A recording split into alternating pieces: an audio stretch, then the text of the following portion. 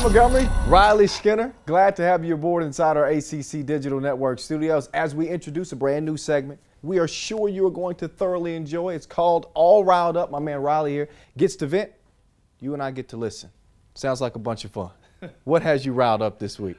Well, Kyle, nothing more this week than the ACC officiating crew. There are a lot of controversial calls around the league in a lot of different games, but there is none bigger than Nigel Bradley's ejection against Miami. He did everything that a coach asks you to do as a safety. He led with his shoulder, put his helmet across his shoulder pad, didn't leave his feet, made a clean hit. The refs just saw it was a monstrous hit, so they felt like they had to throw the flag. And then worse, to make it worse, they ejected him. And there's nothing you can say other than that it was a great hit. He did exactly what he was supposed to do against a rival team, a lot of emotion. He made probably the best play he was going to make in his career, and he got ejected for it. It just doesn't make any sense. I'm with you, Riley. It is a head scratcher, but the good news is there will be no further action taken. Outside of that ejection, he is good to go come this Saturday. Now, the ACC has two teams ranked in the top 10. Clemson at 7th, Virginia Tech at 8th. You cool with that order? I'm not cool with the order. I like where they are. I'm not cool with the order, though. I think in the BCS standings, it's a lot of what have you done for me lately? How are you playing in November? And right now, Virginia Tech is that ball club that's playing the best in November.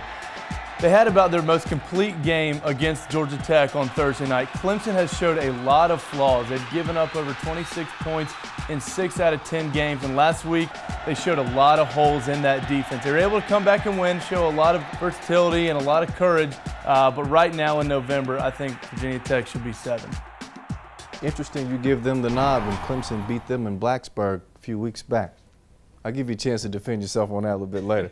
All right, something to be said for two teams ranked in the top 10, clearly. But come season's end, when we're going into the bowls, can we get two ACC teams to get BCS bids? I don't know if we're going to get it. I think they deserve it, though. And the thing that makes me so mad that if they don't get it is that you look at the Big East. The Big East is a struggling conference.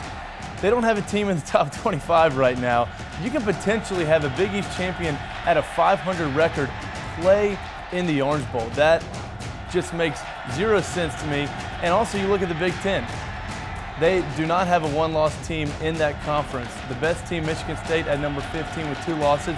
It's hard to justify that those two teams and conferences have better teams than a Virginia Tech or a Clemson right now. I'm with you there, but it's going to be a tough road for us to get a bid outside of the ACC champion.